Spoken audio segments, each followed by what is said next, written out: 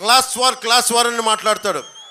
చంద్రబాబు గారు నేనంట మేము పేదలను దోచేస్తామంట, దోపిడీలు చేస్తామంట.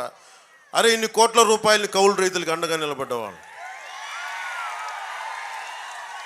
సొంత డబ్బుల్ని కష్టపడి సంపాదించిన డబ్బులు ఇచ్చిన వాడిని నాకు పేదలకు పొట్టగొట్టడం నాకే అవసరం ఏముంది?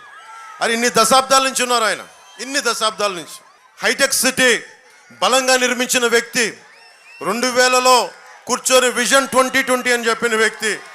ఆ రోజున జగన్ లాగా ఆయనకు కూడా అలాంటి ఆశలు ఉంటాయి. ఈ రోజుకి ఆయనకు మీకు ఎన్ని లక్షల కోట్లు ఉండేదో మీకే తెలుసు, కానీ అలాంటి ఏం పెట్టుకోలేదు ఆయన. ఎంతసేపు డెవలప్మెంట్. మా ఇద్దరి మధ్య కూడా కొన్ని అభిప్రాయ భేదాలు ఉంటాయి, దేని మీద, పాలసీల మీద ఉంటాయి. ఆ పాలసీలు నేను ఒకసారి చెప్తే ఆయన సరిచేసే వ్యక్తి అది. కానీ జగన్ అడ్డగోలుగా దోచేస్తూ ఉన్నాడు. ఇది ఆగాలి అని క్లాస్ వార్ గురించి ఆగాలని మేమిద్దరం కలిసి వస్తే మా మీద క్లాస్ వార్ అని చెప్తున్నాడు. క్లాస్ వార్ డెఫినేషన్ ఏంటి? క్లాస్ వార్ డెఫినేషన్ పేదవాళ్ళని దోచేయడం, మధ్యతరగతి వాళ్ళకి ట్యాక్సులు పెంచడం, పేదలని అడ్డగోలుగా దోచేయటం.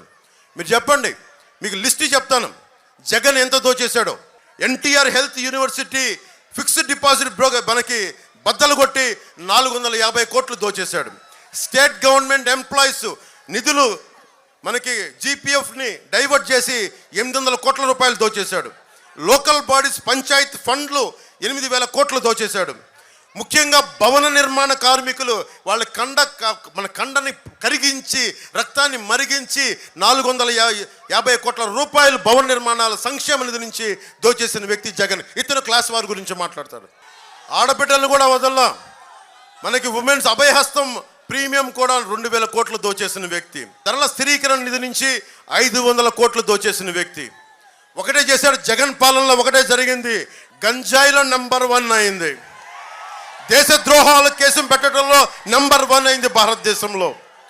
అడ్డగోలుగా మన్రేగా జాతీయ ఉపాధి హామీ పథకాన్ని అడ్డగోలుగా దోచేయడంలో నెంబర్ 1 అయింది. అప్పుల్లో మనకి రైతుకి ఇంత అప్పు లేదు. 3 సార్లు అన్ని తలసరి అందరికంటే కూడా 3 రెట్లు ఎక్కువ ఉంది ఆంధ్రప్రదేశ్ రైతులకి అప్పు. నెంబర్ 3 మనకి రైతులు ఆత్మహత్య చేసుకున్న నెంబర్ 3 రాష్ట్రంగా పేరు తెచ్చాడు జగన్. చిన్నబిడ్డల్ని ఆడబిడ్డలను ట్రాఫికింగ్ చేసే కేసుల్లో మనకి భారతదేశంలో ఆంధ్రప్రదేశ్ 3వది అయింది. ఆంధ్రప్రదేశ్ 15 ఇన్ స్టార్టప్ అంటే కొత్త స్టార్టప్స్ ఏదైనా రావాలంటే మనకి బీహార్ కంటే ఒరిస్సా కంటే కూడా మనం వెనకబడి ఉన్నాం. 15వ స్థానంలో ఉన్నాం. మీలాంటి యువత ఎక్కడికి వెళ్తారు? బీహార్కి పోతారా? మీలాంటి యువత ఒరిస్సాకి వెళ్ళాలా? ఇన్ని వనరులు పెట్టుకొని 974 కిలోమీటర్ల తీర